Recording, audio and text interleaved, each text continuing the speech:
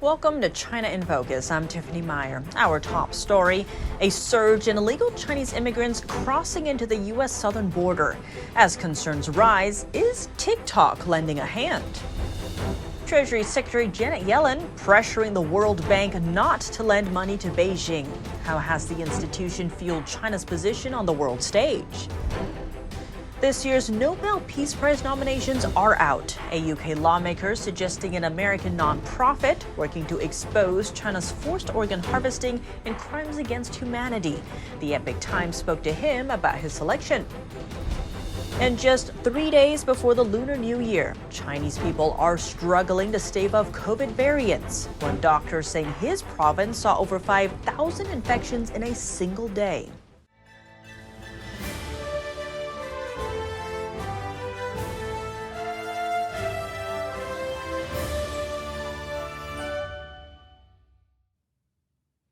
The southern border seeing an over 1,000% spike in illegal Chinese crossings. How does TikTok tie into the surge? One of the fastest growing groups crossing into the border now are illegal Chinese immigrants. And some of them have found a border gap with help from videos shared on the Chinese version of TikTok. That's according to a report from CBS. Numbers of illegal Chinese crossers are hitting a record high. Over 24,000 of them entered the country illegally last year. That's a 1,000% spike compared to the year before. And over 18,000 already came in through the border this year as of February. Some are fleeing China's plunging economy or human rights abuses back home, but U.S. lawmakers have another concern in mind. Over 90% of illegal Chinese immigrants in 2023 are single adults. Officials argue they could engage in espionage activities. Is the PRC exploiting the crisis at our southern border for their own personal gain? I think we should assume that any vulnerabilities at our southern border are open for authoritarian influence of many kinds. I think that's a safe assumption. If the gaps are there, then those who are working against us are going to use them to their advantage. The PRC, or People's Republic of China, is China's formal name. Many Chinese immigrants looking to illegally cross the U.S. border first fly to Ecuador because it doesn't require visas. From there, they go to Tijuana, a city in Mexico. From there, they pay smugglers a few $100 for a drive to a gap in the border. That's where TikTok comes into play. The CBS reports that videos on the platform have detailed instructions for how to get to the border hole. TikTok is owned by a Chinese company called ByteDance. The app has become massively popular in the U.S., but has also sparked controversies. Over 30 U.S. states have banned TikTok from government-issued devices due to security and data collection concerns, while some fear the app pushes dangerous content toward children. Reasons for the surge in illegal Chinese crossings vary. For one, it's getting harder for them to get tourist visas into the U.S. That's as tensions mount between the two countries. Plus, Chinese nationals seem to have a higher chance of being granted asylum. Over half of Chinese immigrants received asylum last year. That's compared to 14% of those from other countries. U.S. immigration courts have asked over 36,000 Chinese to leave, but China often won't take back its citizens. A tough question for Treasury Secretary Janet Yellen. At a hearing Tuesday, a lawmaker questioned Yellen if she would commit to increasing the capital of the World Bank, conditional on graduating China from World Bank assistance and not allowing Beijing to increase its voting power. Let me say we are strongly opposed to World Bank lending to China. We've pushed the World Bank and other MDBs to reduce and eliminate their lending volume to China. The term MDB refers to multilateral development banks. They provide financial support to developing countries. The World Bank lends money to China because it's considered a developing country, even though it's the world's second largest economy. The organization has approved over $9 billion for projects in China since 2016. Beijing is worried about U.S. tariffs and sanctions on Chinese companies. That's what its financial officials told visiting U.S. Treasury officials on Tuesday. The worries followed former President Trump's tariff proposal on Sunday to impose a 60% tax on Chinese goods if elected. The U.S. delegation is in Beijing for a series of trade talks. It's led by Jay Shambaugh, Treasury Undersecretary for International Affairs. On the discussion list, Beijing's non-market trade tactics and industrial overcapacity. Washington sees many of them as unfair practices designed to block or coerce foreign companies operating there. Zooming out, the meeting comes amid a sluggish Chinese economy, grappled with market drops, real estate woes, and mounting local debt. The talks is also expected to pave the way for Treasury Secretary Janet Yellen's second China visit later this year.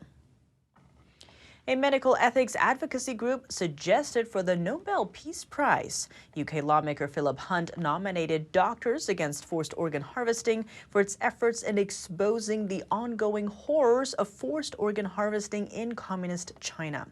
He told the Epoch Times that he wants to raise more awareness about Beijing's state-sanctioned crimes through the nomination.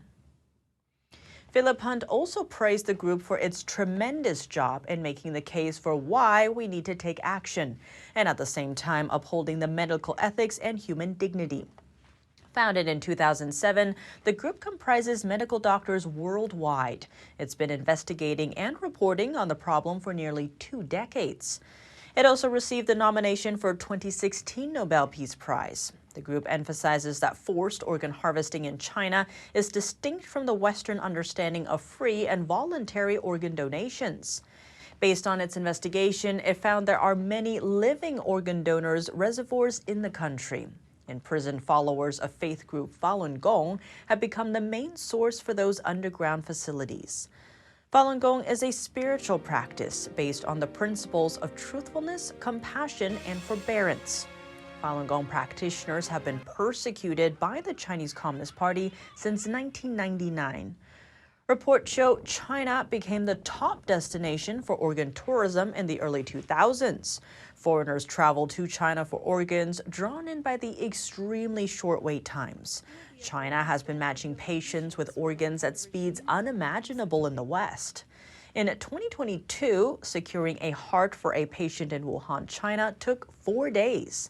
In 2020, doctors presented a Chinese woman with 4 hearts to choose from in just 10 days. More contenders for the prize. A group of bipartisan lawmakers nominated 6 Hong Kongers for the Nobel Peace Prize. That's for their efforts to defend the city's democratic freedom from Beijing's attempts to undermine it. The lawmakers include Congressman Chris Smith and Senator Jeff Merkley. They are the chair and co-chair of the Congressional Executive Commission on China. On the list of nominees, first off, Jimmy Lai, founder of pro-democracy newspaper Apple Daily. Lai is a prominent critic of Beijing. Hong Kong police raided the newspaper's headquarters, and it was later forced to shut down. Next, Cardinal Joseph Zen. He was convicted last year for failing to register a fund to help pro-democracy protesters. Then there's Joshua Wong. He's a prominent activist and testified on Capitol Hill over Hong Kong's pro-democracy protests in 2019. He was sentenced to 3 months behind bars for revealing information about a police officer who injured a pro-democracy protester. From civilian informants to facial recognition, a vast high-tech surveillance network embedded into every corner of China. But how does the system work? And can Beijing export its surveillance model overseas? Let's look at it in 3 different spheres: labor, society, and economics. According to an analysis published by the Foreign Affairs magazine, China's surveillance system relies heavily on manpower. Since the Chinese Communist Party took power in 1949, the regime has built a network of millions of informants. Many of them work for free while hiding among civilians, as they are either enticed or coerced into serving the regime. But running a system on that scale requires a massive network, making it near impossible to export to other countries. Another factor is that, unlike China, other states don't have as deep of a foothold into and control over their societies. But with China now battling a dwindling economy, the article adds that Beijing could have a harder time handling the cost of maintenance. In 2022, China spent over $200 billion on domestic security alone. That figure almost matches its total defense spending. Outside of budgetary concerns, the faltering economy is compounding another blow to the surveillance system: social discontent. Future recruitments could be more difficult as problems like rising unemployment spark anger among residents, who may be less eager to work for the regime. If the surveillance state fails, the article adds that the CCP will become more likely to use hard repression tactics against its people in the future. Money laundering, human trafficking, and forced labor, all side products fueled by hundreds of illegal marijuana farms tied to Chinese crime rings on U.S. soil. The pressing question is, what's the true scale of these operations, and is Beijing playing a role? To discuss, we sat down with Victor Avila, former ICE special agent and author of Agent Under Fire. A bipartisan group of lawmakers are seeking answers from the Justice Department over illegal Chinese marijuana farms in the states. How concerning is this? This is very concerning. I'm glad that it's making its way up there because this illegal marijuana growing operation in California is more than just the drug itself. It is another indicator of the power of the cartels and their presence in our country. Through the help of China. Local law enforcement officials appear to have been having trouble busting these illegal sites. One police chief in Maine was saying that officers don't know where civil enforcement ends and criminal enforcement begins. Is that how the terrorist label would fit in, that would actually turn it into a criminal enforcement? That's a great question because I understand that struggle, especially at the state and local level, where you're trying to identify who the bad guy is. And that's one of the, you would think it's the easiest way, but because of the infiltration of this money, it is infiltrated in everyday businesses that you and I might attend. And so all of a sudden, they'll turn these illicit funds into legitimate funds through whatever business you can imagine. They have done it. And also, when it comes to the Chinese criminal groups, they're very, very secretive, and it's very difficult to sometimes get the information out of them, even after they've been under arrest. And so they're not only just sending Chinese nationals illegally through here to the border, they've flown balloons, spy balloons. They're working with the cartels, with the fentanyl. Now with these marijuana growing operations, they're buying land throughout the entire country, especially in Texas where I am, hundreds of thousands of acres. Through shell companies. And so this is a very, very important concern that I think our U.S. federal agencies and government should really pay close attention to, because what's the end game here that China wants to do? This is what we need to find out. How can America defend itself given all that we're seeing here? Well, that's an easy answer because really a lot of it comes down to border security. When it comes to China, as we know, I think they're trying to use every avenue possible to infiltrate us for nefarious reasons. I think it's a national security threat. That's the biggest. We know that China is not our friend and our adversary. When I was in Mexico, I did a big Chinese smuggling case from China, Mexico to New York. And this was years ago. And so they've been trying to do this for a long time. In that case, it was for forced labor activity. So China is coming at us from every different direction. Victor Avila, thank you so much for your time. Thank you for having me. Next, China's CDC recently admitted that infections caused by COVID variant JN.1 are on the rise. The agency estimated that the country will see more cases over the Lunar New Year holiday season. People from across China told NTD that the situation on the ground is far worse than state-run media reports suggest. Let's take a closer look. In China, various viruses have been surging in regions across the country. Chinese CDC's just released new data Tuesday. It claims the entire country saw just 134 COVID-19 cases in all of January. The figure comes as a stark contrast to local reports. Last weekend, a doctor in Jiangsu province wrote on social media that the region saw over 5,000 infected patients in just one day. This winter, virus infections have become more rampant, with many children unfortunately falling ill. Pediatric hospitals are overcrowded. Parents are extremely worried. What's more concerning, others told NTD that they witnessed many cases of sudden death in their areas, in many cases due to seemingly unknown causes. One of our colleagues' children reportedly died of sudden cardiac arrest. Another person in his 40s who died suddenly without any apparent illness. He was just a bit chubby. Now there are also cases of people who are usually in good health suddenly finding themselves unable to move their entire body except for their eyes. Despite state media reports saying otherwise, locals maintain the death toll continues to climb. The death rate has noticeably increased. Among my relatives, 2 young guys died shortly after getting diagnosed with acute leukemia. My aunt who lives here lost 2 relatives in these few days. My wife told me another relative of hers died from a stroke. I'm a bus driver. 2 of my colleagues just had heart attacks and passed away. Both were in their 40s or 50s.